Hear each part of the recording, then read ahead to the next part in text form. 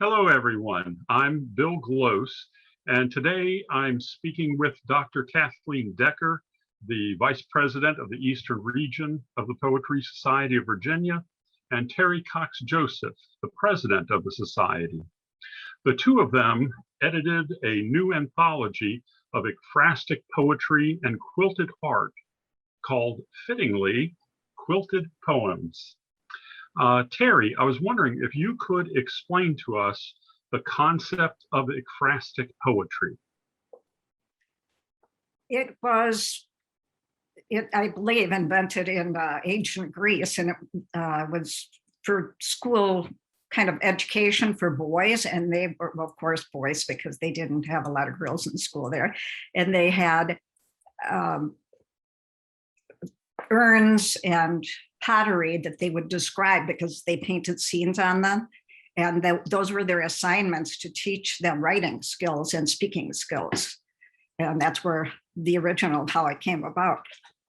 So. And actually, Terry, the Greek word ekphrastic means to explain or describe. Mm-hmm. And so modern ekphrastic poetry usually is thought of as being a poet listening to a piece of music or viewing a piece of art and then writing a poem about it. Mm-hmm. And we flipped it for this challenge, which I'll get to in a minute, and invited poets to submit a poem that had a strong image in it, and then told the quilters they had to design a piece of art to explain the poem.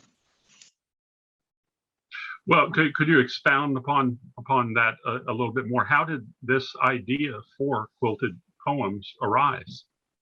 Well, partly it's because both Terry and I are multifaceted people, and we both do poetry and various forms of art.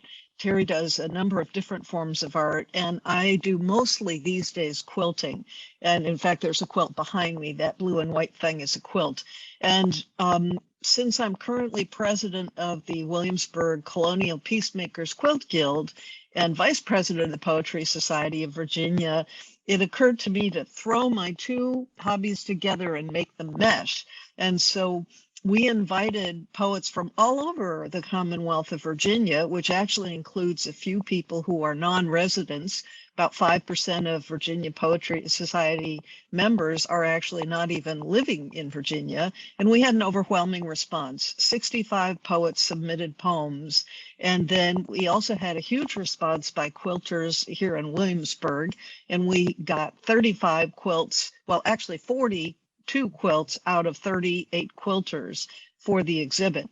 And so this generated both a quilt exhibit, which will be February 24th to 27th in Hampton Roads Convention Center in Hampton, Virginia.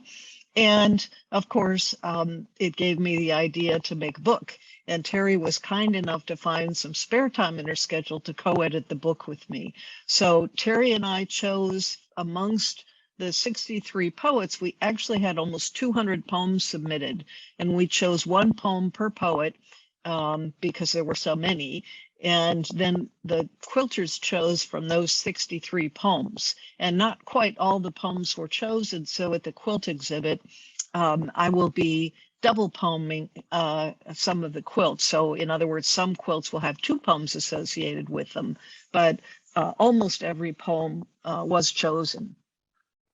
And is it true that each day of the quilting show, there will be different quilts displayed with different poems being read? Well, yes and no.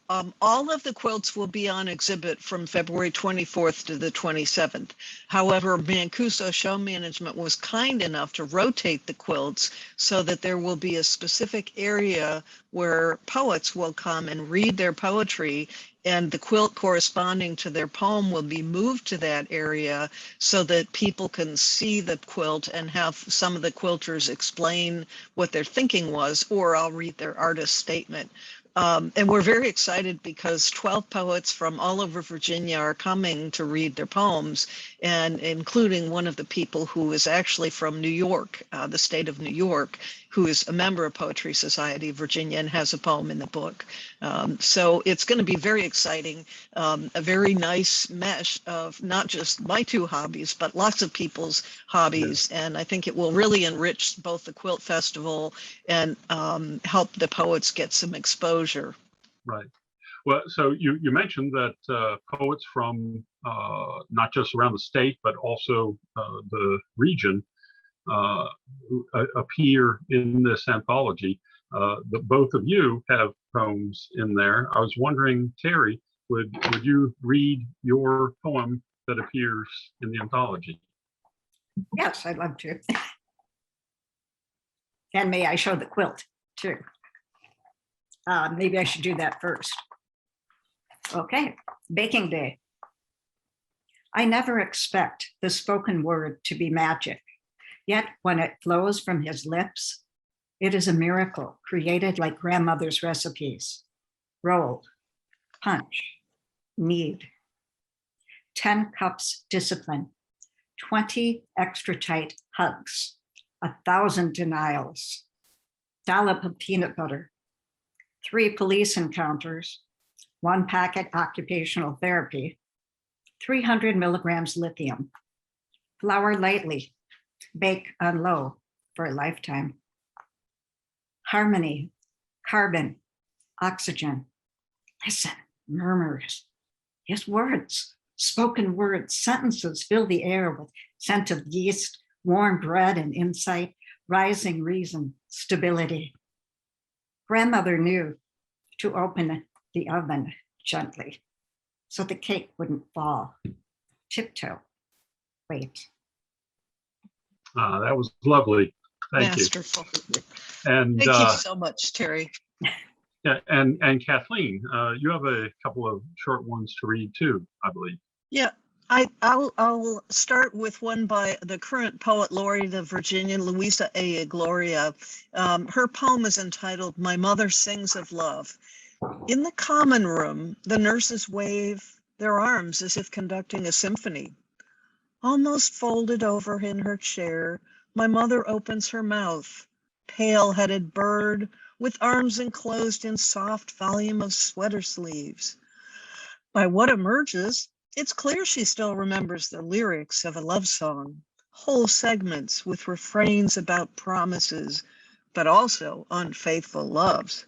She used to practice standing by the piano, folding both hands close to her chest, so the slightest pressure produced a marbled vibrato pulsing. She has it still, how to send that voice up the ladder of the throat from out of some deeper unknown, as though testing the exit. She'll surely take one day into the rarer air surrounding this temporary home in the world. And the quilt that I used to go with this poem was actually, it actually involves both violins, which are musical instruments that I do. It wasn't specifically designed for singing, but the title of the quilt is called Crescendo Decrescendo. Oh, and lovely. it represents the rise and fall of sound from various musical instruments. And I thought that it would go very well with her poem.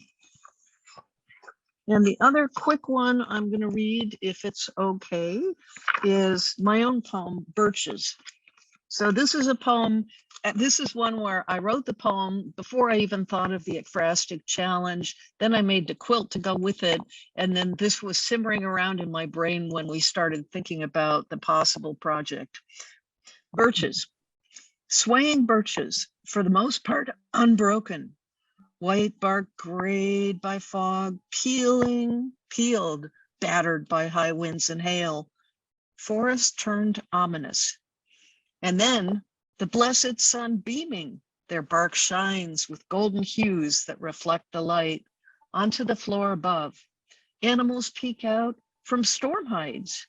Forest turned bright. And so this is the quilt that This is the quilt that I made to go with it. Okay. And so you can see it's almost like a double panel quilt. There's the forest under storm and the forest with the sun. So those are just a couple of sample poems.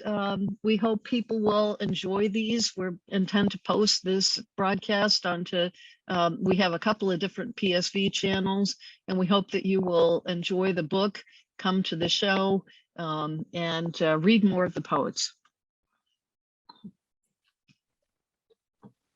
That's excellent. Thank you very much.